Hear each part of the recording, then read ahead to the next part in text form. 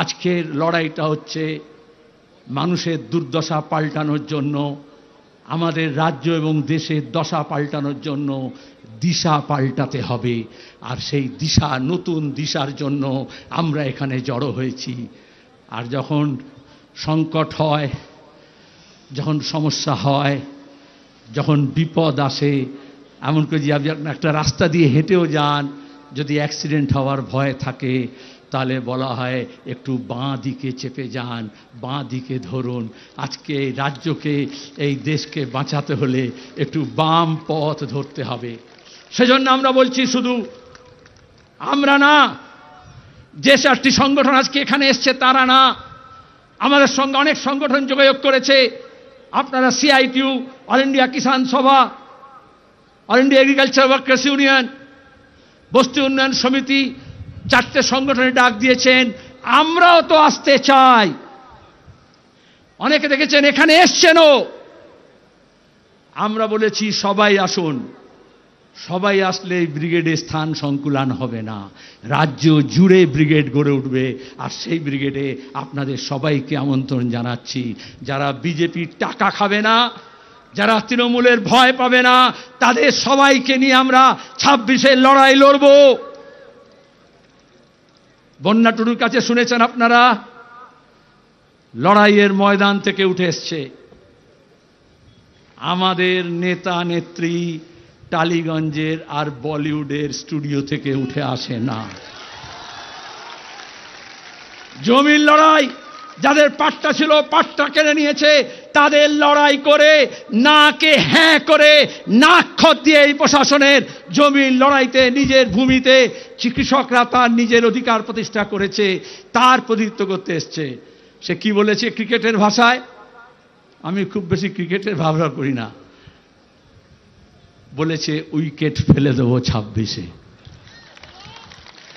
আর আপনার শুধু বললে হবে, যারা পেছনে আছে, কি উইকেট ফেলবেন তো? তার জন্য আমাদের, আমি একটু ফুটবল বেশি ভালোবাসি। ফুটবলে হচ্ছে একটু নেমে খেলতে হয়। আমাদের সবাইকে একটু নেমে খেলতে হবে। কি রাজি তো? নেমে খেলবো, যাতে এই চোর জোচ্চোর দুর্নীতিবাজকে 14 তালা থেকে টেনে হিঁচড়ে আমরা মাটিতে নামাতে পারি, সেই শপথ আমাদের নিতে হবে। আর যারা মনে করছে স্যুট বুট পরে গভর্নর সাহেব ঠিক করবেন, আমরা বলি এই গরিব মানুষের লড়াই কোন লাট বেলাট লড়তে পারবে না। গরিবের লড়াই গরিবকে লড়তে হবে। বাংলার লড়াই বাংলার মানুষ লড়বে। আমরা যদি জাত পাত ধর্ম বর্ণ, হিন্দু মুসলমান, মন্দির মসজিদের নামে না ভাগ হই, তাহলে এই বাংলার এই শক্তি আছে। 190 বছর ইংরেজের শাসনের বিরুদ্ধে লড়াই হয়েছে, ফাঁসি হয়েছে, জেল হয়েছে, আন্দামানের সেলুলার জেলের নাম লেখা আছে। তারপরে বেরিয়ে এসে লাল ঝান্ডাকে মজবুত করেছে, দেশ স্বাধীন হয়েছে। তারপরে আমরা লড়েছি, খাদ্য আন্দোলন হয়েছে, জমির লড়াই হয়েছে, সেচের জলের জন্য লড়াই হয়েছে, মজুরির জন্য লড়াই হয়েছে, নতুন কলকারখানা তৈরির লড়াই হয়েছে, বন্ধ কারখানা খোলার লড়াই হয়েছে। সেই লড়াই আমরা সবাই এক কাট্টা ছিলাম। আমরা লড়াই চাই, আমরা লড়াইকে ভয় পাই না। আমরা বলি এ লড়াই লড়তে হবে। আমরা বলি এ লড়াই বাঁচার লড়াই, বাঁচার জন্য প্রতি মুহূর্তে লড়াই করতে হয়। কিন্তু সেই লড়াইটা মন্দির আর মসজিদকে ঘিরে নয়। সেই লড়াইটা হিন্দুর বিরুদ্ধে মুসলমানের না, মুসলমানের বিরুদ্ধে হিন্দুর না। ধর্মের নামে যারা বেসাতি করে, বাংলাদেশের দিকে তাকিয়ে দেখুন, গণপ্রজাতন্ত্রী স্বাধীন সার্বভৌম ধর্মনিরপেক্ষ বাংলাদেশ, সেখানে সংখ্যালঘুদের অত্যাচার হলো কেন হলো? যারা এখানে মরা কান্দি কাঁদছিল, কুমিরের কান্না কাঁদছিল বাংলাদেশের সংখ্যালঘু নির্যাতনের প্রশ্নে, তাদেরকে জিজ্ঞেস করে কি হলো? সব দাম ফুরিয়ে গেল। ইউনূস আর মোদির মধ্যে বৈঠক হলো, আর এখানে সব লেজ তুলে যে হনুমানের দল লাফাচ্ছিল, এখন দু পায়ের পেছনে লেজ গুটিয়ে দিয়ে এখন কি বলছে? এখন মুর্শিদাবাদ দেখাচ্ছে। আমরা মুর্শিদাবাদকে বাংলাদেশের মতো সংখ্যালঘু নিধনের জায়গা হতে দিতে পারি না। কমিউনিস্টদের শরীরে এক বিন্দু রক্ত যতক্ষণ থাকবে আমরা এই দাঙ্গাবাজদের বিরুদ্ধে লড়ে যাব, এই শপথ আমাদের নিতে হবে।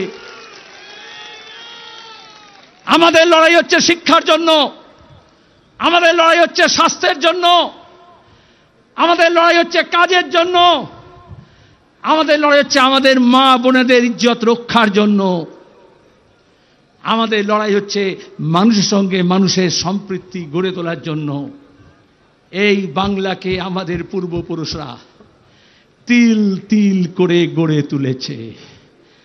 এই বিজেপি তৃণমূলের হাতে এই বাংলাকে আমরা সর্বনাশ করতে দেব না। এই শপথ নিয়ে আমাদের ফিরে যেতে হবে। আচ্ছা, সরকারের কাজ কি? ট্রাম চালাবে, ট্রেন চালাবে, গণপরিবহন চালাবে, রেল চালাবে, প্লেন চালাবে, এয়ারপোর্ট চালাবে, বন্দর চালাবে, রেল স্টেশন চালাবে, পোস্ট অফিস চালাবে, ব্যাংক চালাবে। মোদী সরকার বলছে ওইসব আদানি আম্বানি চালাবে। বলে তুমি কি চালাবে? বলে আমি মন্দির চালাবো, আমি মন্দির বানাবো, আর নাহলে আমি ওয়াকফ বোর্ড চালাবো, আমি ওয়াকফ সম্পত্তি রক্ষণাবেক্ষণ করবো। আরে বাবা, যখন ভোট চেয়েছিলে তোমার ম্যানিফেস্টোতে কথা বলেছিলে, তখন তো বলেছিলে সবকা সাথ সবকা বিকাশ, আর এখন হচ্ছে ধরে ধরে সবকা বিনাশ। ওয়াকফ আইন যে পাল্টালো, আজকে সুপ্রিম কোর্টও বলেছে, প্রাথমিক কথা বলেছে, ইন্টারিম কথা বলেছে, যে কথা আমরা বলছিলাম। আমাদের সংবিধানে সব ধর্ম, সব জনগোষ্ঠীর নিজস্ব মত অনুযায়ী, বিশ্বাস অনুযায়ী তাদের অধিকার আছে, সেটাকে পালন করা, সংগঠন গড়ে তোলা, প্রতিষ্ঠান গড়ে তোলা, তাকে চালানো। যেমন গুরুদ্বারা চলে, যেমন গির্জা চালানো হয়, যেমন ওই যে তিরুপতির মন্দির দেবস্থানম চালানো হয়, তিরুমালা দেবস্থানম চালানো হয়। সরকার এসে বলছে ওরে বাপ রে বাপ, এখন মন্দির মসজিদে অনেক লাভ আছে, চল হট তোরা সর, আমরা এগুলোকে চালাবো। আরে তুই ট্রেনটা ভালো করে চালানো, যাতে ঠিক সময় ট্রেনটা চলে, ট্রেনের বাথরুমগুলো যাতে ঠিক মতো পরিষ্কার থাকে, আর এয়ারপোর্টগুলোকে সব আদানির হাতে না দিয়ে, বন্দরগুলোকে আদানির হাতে না দিয়ে, যেটা চালানোর কথা সেটা চালা।